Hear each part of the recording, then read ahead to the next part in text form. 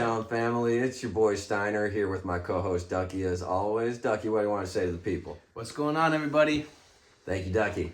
So, y'all tuned in last week. Y'all heard of our fascinating interview with Mike Leighton of the Munyon Crew. All-around gaffer, merch guy, friend of the program. Thanks again, Mike, for being with us. But what we really want to focus on this week is something that, Mike had to say that he was involved in right now, and that was being an apprentice luthier, which is a guitar maker. Ducky, I know that, no pun intended, struck a chord with you. Yeah. I mean, especially someone who plays guitar. I fully intended on making that pun. I apologize. I'm sorry. No, that's my bad, folks. I think. So, Ducky,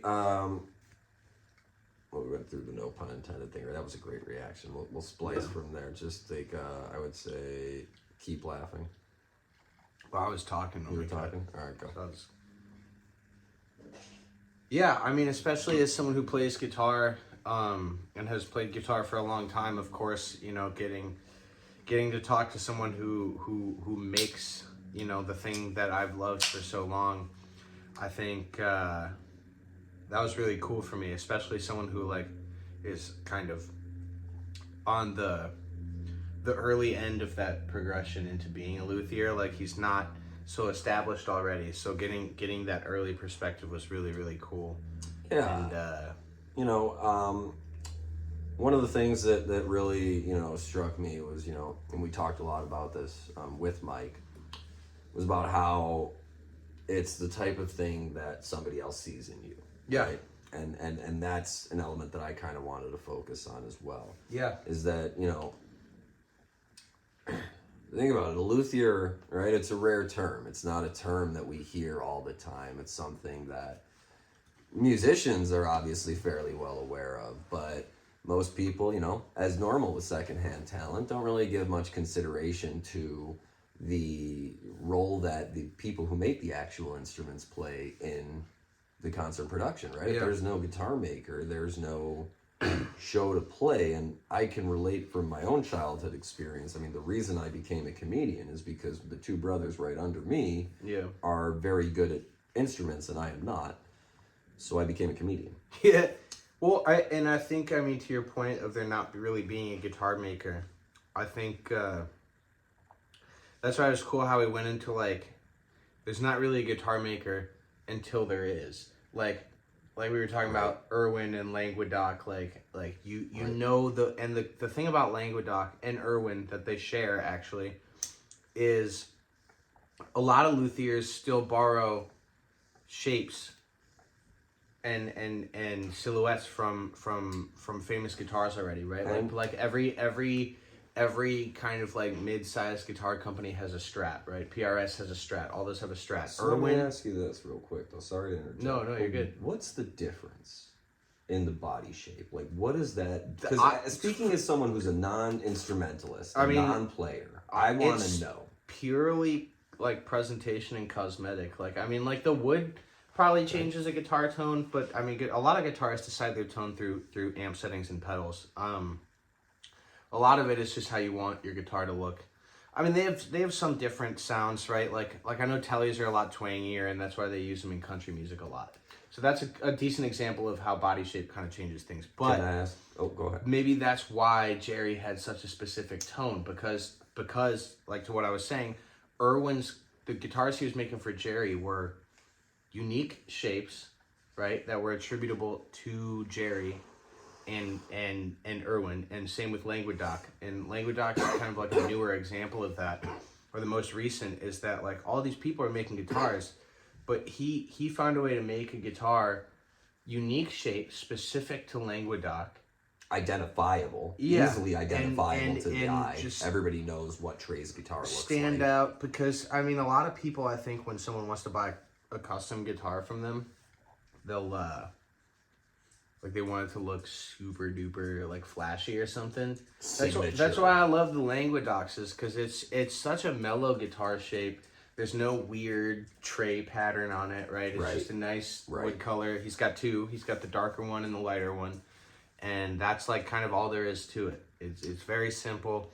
Same with Irwin, is even in the different guitars he made from Jerry, it used that shape with the really kind of sharp cutouts and a huge body, like 15 pounds. But I think something else that makes those guitars distinct, right? And this is, you know, unique actually to both. I mean, I'm sure there are more, but it is very unique to Jerry's guitars and to Trey's Languedoc, is that if you look at the head of the Languedoc, there's Marmar at the end, on the top of it, right? And if you look at all of Jerry's guitars, I mean, there's Alligator, Wolf, Bertha. They're called that for a reason, and that's the artwork incorporated into the guitar. And Rosebud, they've got all of the they've got this je ne sais quoi, this type of like air of mystique almost once you incorporate that piece of original art.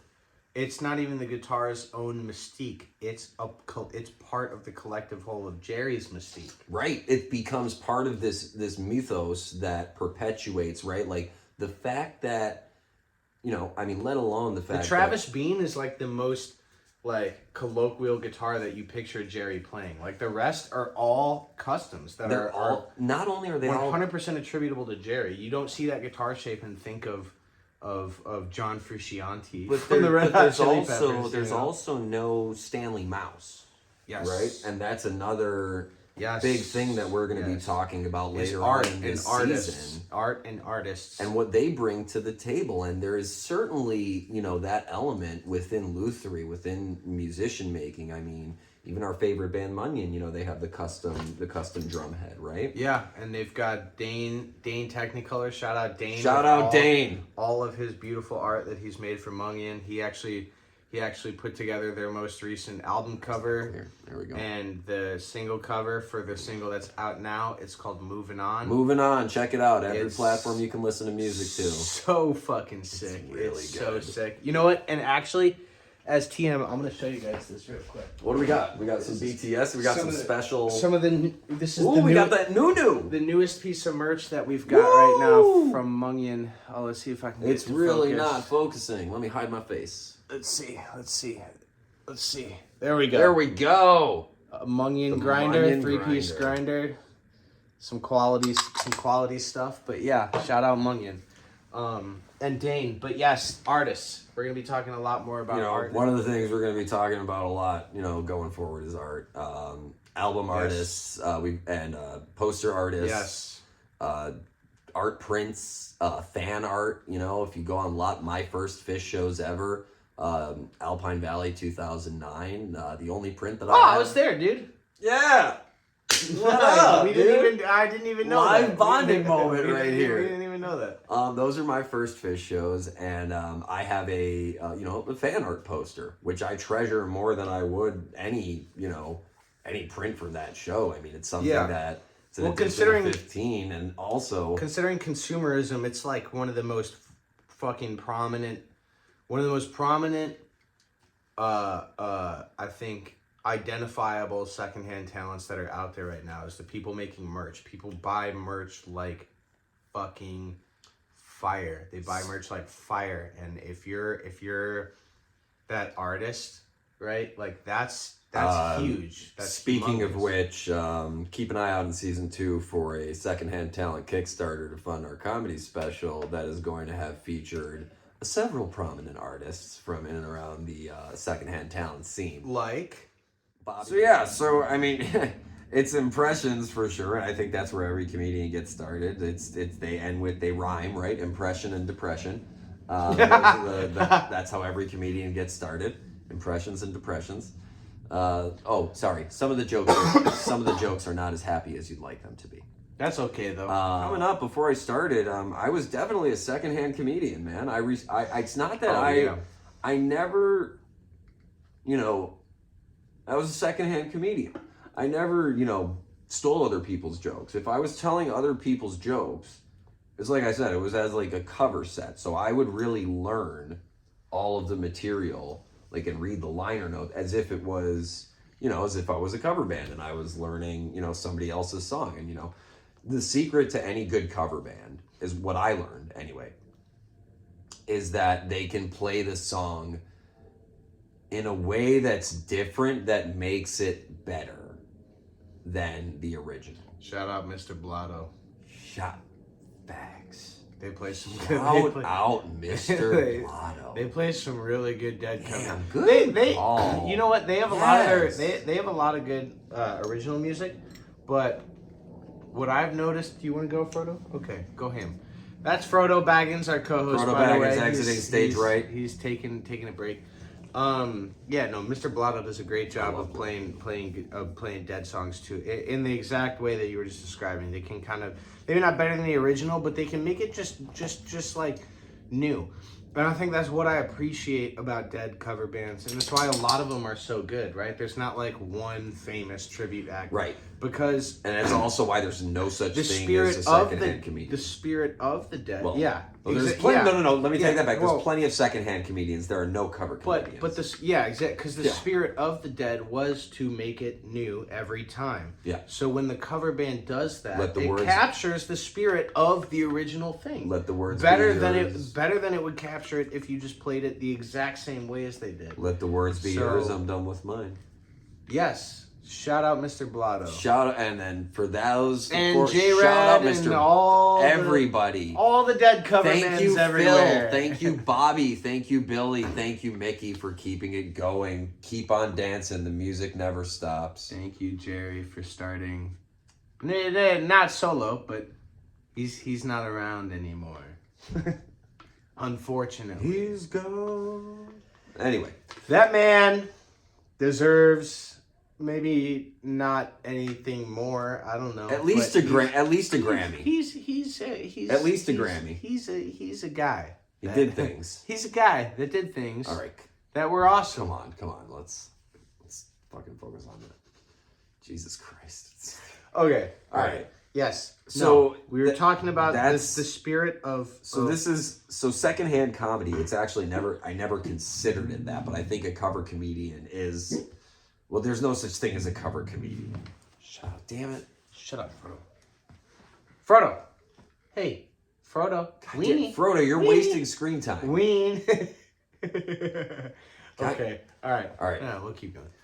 So, I mean, there really is no such thing. There are impressionists, but there's no such thing as a cover comedian. And it really was only a means to an end. And at a certain point, I started incorporating my own jokes into the material. And that is what turned it from impressions into my own full-on stand-up comedy. I started telling my jokes in the style of other comedians. Oh, yeah, and when they got laughs, I was like, well, I can fucking do this as myself. Dynamic enough. It's like a natural developmental process. It's Absolutely. I mean, it's like a lot. I'm Absolutely. sure a lot of really popular jam like musicians today, so like I'm very sure that their start into performing music in front of people was probably in like a Dead or Fish cover group or some shit like that. That's kind of like us. I mean, like our we shine the spotlight on the people who shine the spotlights. There's a Frodo, goddammit. There's spotlights shining, like we've been saying, we shine the spotlights on the people who shine the spotlights. And I mean, there may be a spotlight shining on us right now, but, a desk lamp on top of a shelf. Yeah, it's not really a spotlight. I never thought that doing something that I thought was just fun and, weird a little bit to do, to make my friends laugh would become something to where all of a sudden we're sitting here today. And that's another message we've kind of been trying to drive home, all season long, is that it doesn't matter who you are or where you come from. As we said in episode 1, really, Ducky and I come from diametrically opposite backgrounds, yet here we are presenting this content to you. And Ducky, I guess, as I've been monologuing now for the last several minutes, I think back and reflect on what my co-host may think of this situation that he just learned of, about my shameful secondhand comedianic ways. No, I like I was talking about. I think it really lent itself to you learning like like the intricacies of delivery and of voice, like style and enunciation. Like you talked about imitating Hedberg and Carlin, and aside from their deliveries being just like vastly different styles of delivery. Yeah. Their voices also, right? Like with Hedberg, you've got like this very waffles go into the squares. Waffles go into the squares. Right. Like very kind of like the airheaded surfer thing. You want to hear waffles go into the squares, and then you've got like Carlin, who's like that Brooklyn, You know what the problem is with that? And it's just tell you what's wrong with everyone. Yeah, and it's just like vastly. No ass. So you got no ass. No ass.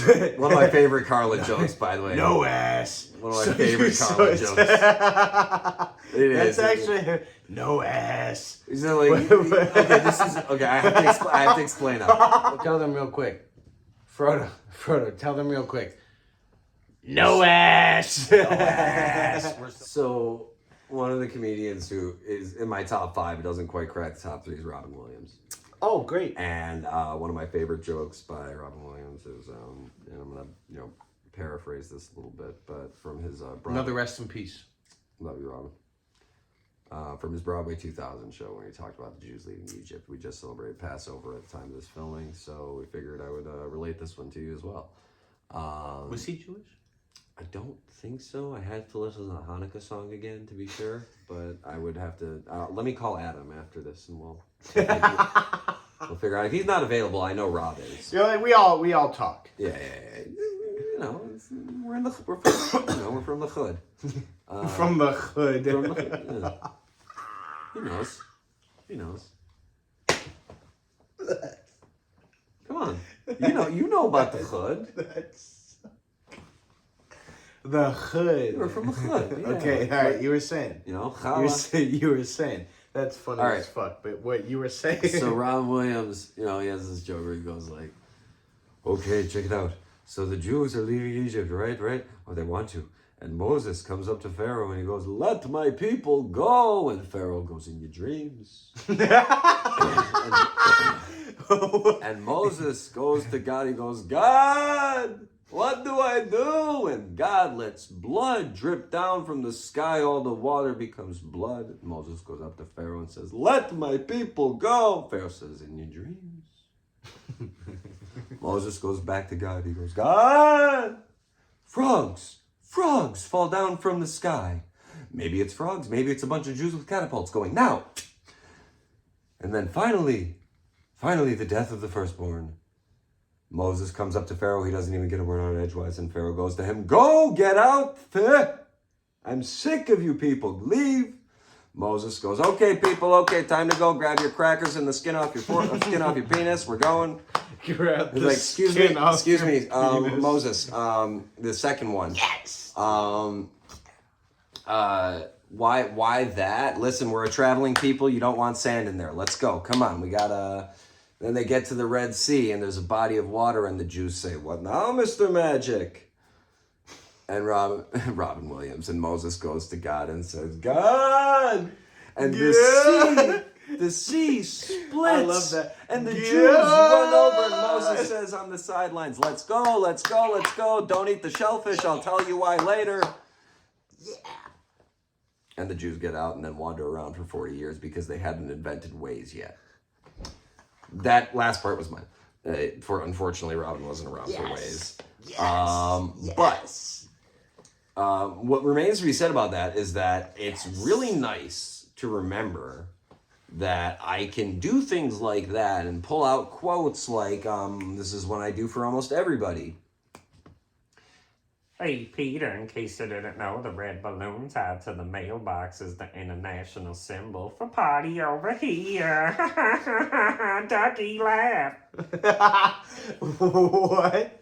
See, it gets them every time. But yeah, impressions, telling other people's jokes, but not claiming them as your own, right? And again, when I started actually doing stand-up comedy, kind of getting back to what we were talking about, my grandma had to chaperone me. Really? Yeah. My Oh, because you were fucking 15. I was He like 16, 15. 17 when I came back to Chicago and started actually performing in venues here.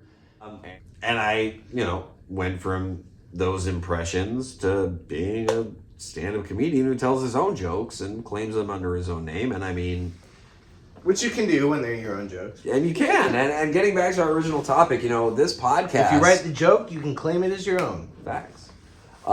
This podcast, right, and a lot of people may not know this, but this podcast was really only ever meant to be a vehicle. We had this crazy idea where we decided that not... Full circle. This is where we started. This is where we started the episode. This is the point of how this started. The genesis, as it were. The beginning. The alpha. The omega. The sigma. The oasis. The one. The only. The beginning. The end. Steiner! Live on stage. That's all we wanted to do. Have just like Mr. Mini Vince McMahon here just yell out my name and have me walk on. Really what happened was Steiner was supposed to perform a stand-up performance on stage in Iowa. And shout out Joe. And yes, and Mungian was performing at the Gaslamp in Iowa The night before. And it just so happened that there was a massive snowstorm. One day of the year we got snow. Yeah, there was, dude. One of the Hmong guys showed me a video from the tour van. Where there's like 6 semis. Just full on slid off the road. Joe called me and he was like, "Hey Steiner, you didn't leave yet, right?" Yeah, so I was like, "No." They're like, "Good, we're not making it." Yeah, so they both canceled, and so Steiner did his stand-up special, or not special.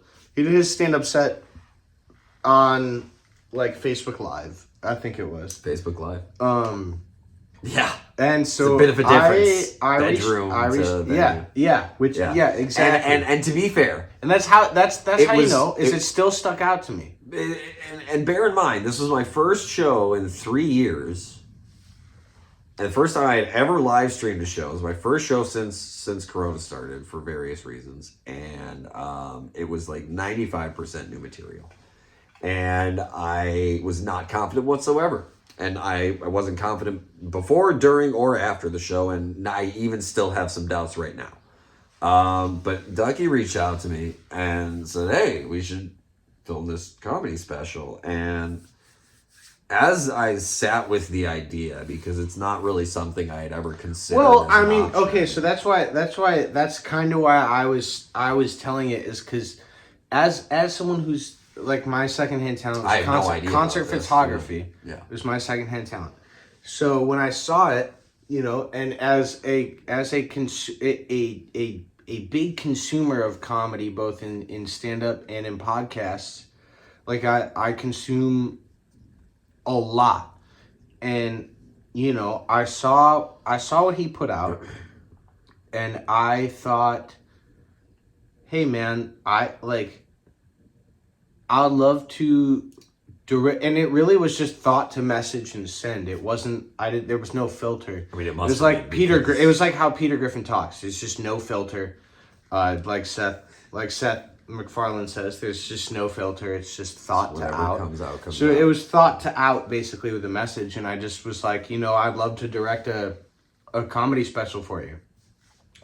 Unknown territory, new hat for me. To follow a metaphor that we've used the whole time. This new hat for me in terms of being a secondhand talent is directing, and especially directing a comedy special, which is not something I've ever really.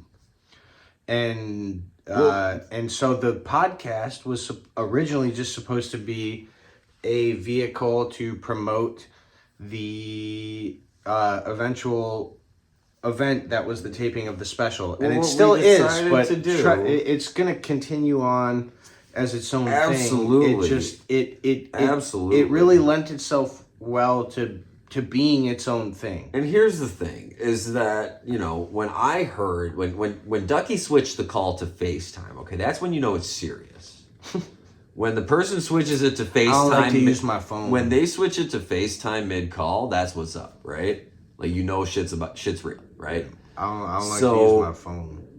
people. It's hard enough for him to get. So Ducky said to me, like, look, if we massage the material, it'll be good enough. And I thought about it, and I was like, well, if we're gonna be doing that, we're gonna have plenty of footage anyway. So let's just film a making of documentary too. And we came up with this whole Kickstarter.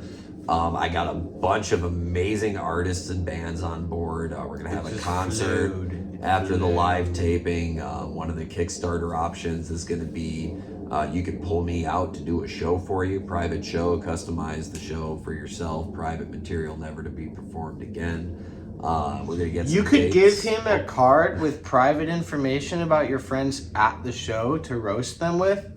And he would just fucking do it. I will say whatever the fuck you want. And we've heard from other comedians. I will say whatever you want. We've heard from Mark Norman how bad that can go. But here's the thing. And even better than that, I will have you on FaceTime hidden in a pocket so you can see the reaction but not have to deal with it.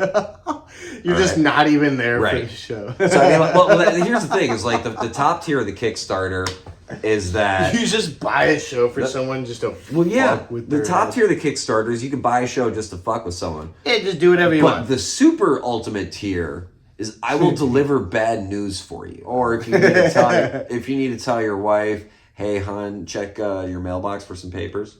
Oh God! Or if you need to tell your kids, hey, so I'm not your dad. Or you gotta tell your kids, hey, so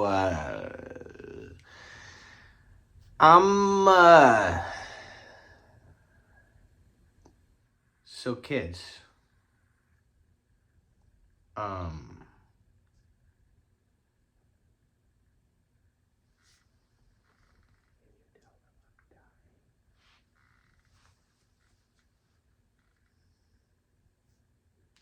Ducky's dying.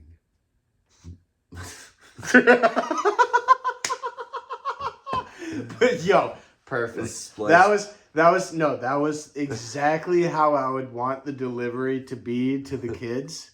Is I would want you to call me. I will do it better for because I don't know you. I would want you to call me Ducky to my kids. They're just like, I'm dad, and you're just like, listen, so Ducky's dying, and they're just like, what the fuck? Who the fuck is Ducky? And you're just like, your dad, and then. Yeah, that's so good, dude. Okay, but on a real tip though, yeah. That was incredible. Let's do it again. So on a real tip though, we're somehow still alive. No, real talk. After 17 years in entertainment, I never thought I would be saying to anybody that I was the host of a podcast. I never thought I would be saying to anybody that I would be filming a comedy special. Honestly, regardless of how successful. Real talk, though.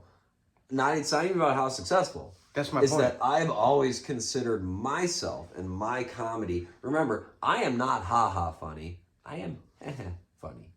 Right? My comedy, to me, even, has always been secondhand. I've never considered myself like a primetime comedian. I'm funny. I've never considered myself a primetime comedian. Yeah, I perform in people's backyards. And no matter what I've done in the past. And shout out Mackey's. To be able to do this is it's pretty special. And I think that it also kind of epitomizes what Secondhand Talent is, because like I said, I haven't done a show for the last 3 years. The majority of my last 3 years has been in event production, merchandise. As the genesis of this has gone on, we have our logo, our wonderful Dr. Decibel logo, created by the wonderful Jussie. Art by Steiner. Justine. We have his lovely wife. Several other really incredible artists, which, like we said before, we just can't say them all. These are artists that have done poster art, album artwork, rock poster art, like just some incredibly talented people. Listen, It's Secondhand Talent, and we might be secondhand hosts, and this might be a secondhand podcast. But this might be a secondhand episode. It might be a secondhand episode, but we guarantee you Firsthand experience. Firsthand experience all day, and Firsthand love. unlike the show, the concert will have firsthand talent. It'll be sick. Anyway, that's about it for episode 5. We wanted to give you a little bit of a deeper cut into what my background is. And next time it's the two of us in episode 7. We're going to talk a little bit more about Ducky here. What? Yeah, for Ducky, I am Steiner. We are Secondhand Talent. And for Steiner, I am Ducky, and we'll see you next time. We love ya.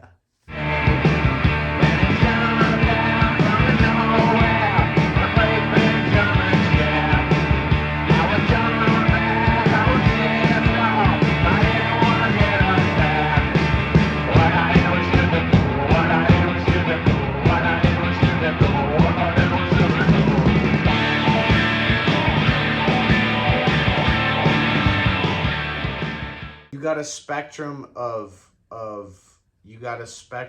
of delivery styles in what you were practicing, and that lent itself really well to learning the intricacies of the art and not of the comedian. Well, so one of the things I would say that it taught me the most, okay, because what those comedians have in common is what I would put in with one of my other top 5s. Doesn't quite crack the top 3, but Frodo. Frodo, go see Mom for a second. Okay. That might be why you're crying. I'm not joking. Yeah, no, yeah, you can. You're the editor, my guy. Yeah, but the video's on your phone. I'm not. You know, one of my I would say Steiner's like, I bring a whole ass tank. I sit my pants, but I do it. I'm butter pecan. Fuck you think this is? Okay. I'm gonna sprinkle that in everywhere. We're doing that. We're gonna make a butter pecan. That's gonna be the name of our band. That's the name. That's the name of our band. That's the name of your special, dude. Is butter pecan of Rami Steiner. Oh no! Did I? No, it's good. So, what was I? God, that dog crying is echoing in my my ears, God. dude. I'm like, it's like a flashback. I can just hear it. It's like the pitch of a dog whistle, dude. Yeah, it's just like. Dude, I just start going. Like you know when you're watching Hot Ones when the spice You hits just start them, sweating when the- for them, and when you're the just spice like, hits them, and then they have those sound effects Right. go on. That's what that dog crying sounds like. It's just. with an open mind, and I am mad that this is recording, and I almost want to delete this clip. No, we won't delete the clip. We'll just edit it out.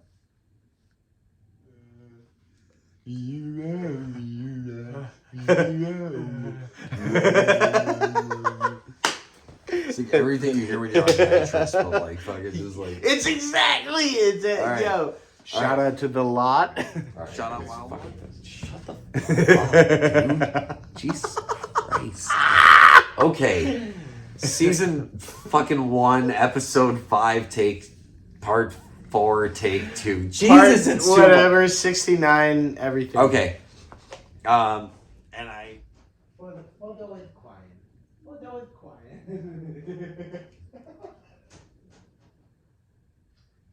You gotta see some of the footage.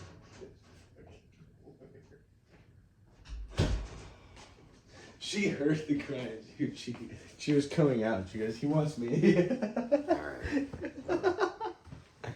Secondhand Talent, part 4, episode 1, part 4, take 1. Episode not 1, part 4. Shut up. Episode 4, part 4, take Episode 5, it's the 5th. It's the 5th, Ducky. Episode 5. The 5th for the last, and we Alright. did this Alright, I got earlier you. this I got month. You ready? You ready? Episode 5, take 4. Nope.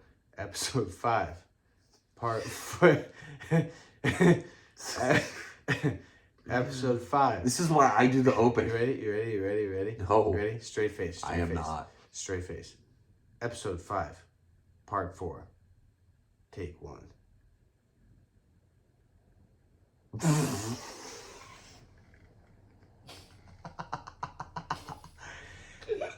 Episode 5, Part 4, take one, and go! So